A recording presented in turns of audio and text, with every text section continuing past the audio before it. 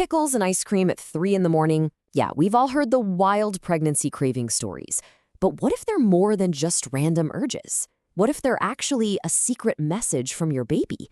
Well, we're about to break down a popular online theory that claims exactly that, and it all focuses on one specific craving: citrus. All right, so let's dive right in. What's the big question that's really at the heart of all this? I mean, is there some kind of hidden code in what you're desperate to eat? You know, we've all heard the old sweet versus salty debate for predicting gender, but the theory we're looking at today, it gets much more specific. It claims the answer isn't just about taste, but the exact food you crave. So where did this idea come from? Well, this theory really took off in a popular YouTube video, and it makes a pretty bold claim. It doesn't just suggest a connection. No, it calls a specific craving a, and I'm quoting here, scientific and studied sign of your baby's gender. Okay, so what is this theory exactly? Let's get into it and break down this whole citrus for a girl idea. The core idea is actually pretty simple.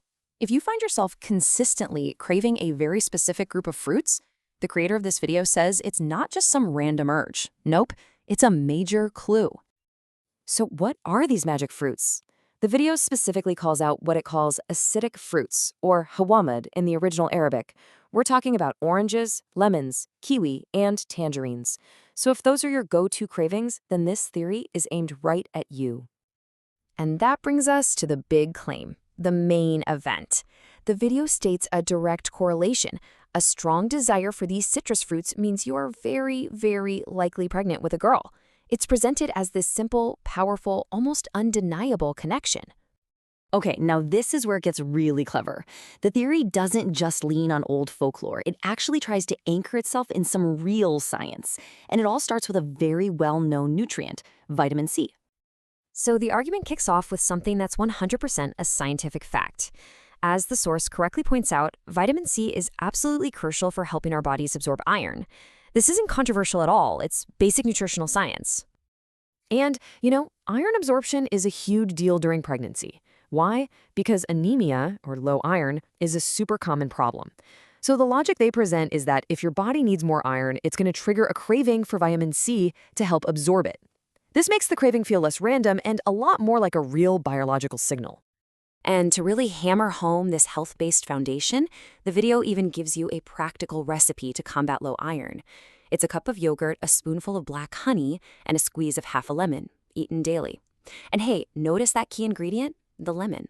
It's a really clever way to tie this real-world health advice directly back to the gender theory. Okay, so after laying this pretty plausible foundation in nutrition, the source brings out its biggest weapon: a specific study. This is the claim that's supposed to turn this whole idea from a fun theory into a scientific fact. So here's the direct quote, translated from the source. The video claims that a large study on women who crave citrus proved that by a percentage exceeding 85%, they are pregnant with a girl. I mean, the way it's presented, it sounds totally definitive. And that number, that is the crucial point. 85%. Think about that. Putting a specific high percentage statistic like that out there gives it this huge air of scientific authority. It's meant to be the knockout punch, the hard data that supposedly proves the whole theory. Yeah, this 85% figure is really the linchpin of the entire argument. It's that moment where the video pivots from just giving general health advice to making a very specific and what looks like a data-backed prediction. So what are we looking at here? Is this sound advice, or is it just modern folklore dressed up in a lab coat? Let's pull all these threads together and see how this theory is actually built. The formula is actually really effective when you break it down. You start with a common experience, a craving. You link it to a really high-stakes question, your baby's gender. Then you anchor it in some legitimate health advice about vitamin C before you seal the deal with a powerful-sounding statistic. And that right there is what makes this theory so compelling when you see it online. It's not just an old wives' tale, right? It's folklore, but it's wrapped in a layer of real science and presented with what looks like hard data. The legitimate health tips end up giving credibility to the much more speculative prediction. And all of this really leaves us with a much bigger question. I mean, this isn't really about whether oranges can predict your baby's gender, is it? It's about a formula we see online all the time. You take a little bit of truth, you mix it with a big mystery, and you throw in a fixed statistic to make it all feel real. When folklore and science are blended this seamlessly, how do we separate the fact from the compelling fiction? It's definitely something to keep an eye out for the next time you're scrolling.